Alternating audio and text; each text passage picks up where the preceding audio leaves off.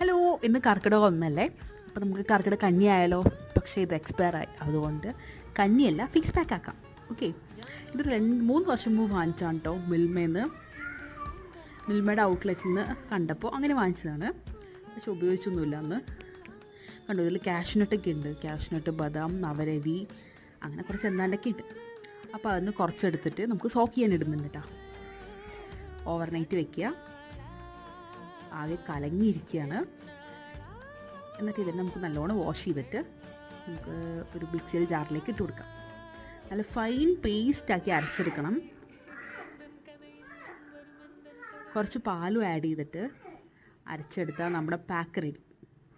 അപ്പോൾ ഇനി കർക്കിടകം ഒന്നായിട്ട് കഞ്ഞി വെച്ചില്ലാന്ന് വേണ്ട, പാക്കായിക്കോട്ടെ. അപ്പോൾ അത്രേ ഉള്ളൂ. ബൈ. ശരി, നവരേരി സ്കിന്നിനൊക്കെ നല്ലതാണല്ലോ. അപ്പോൾ അത്രേ ഉള്ളൂ. ബൈ.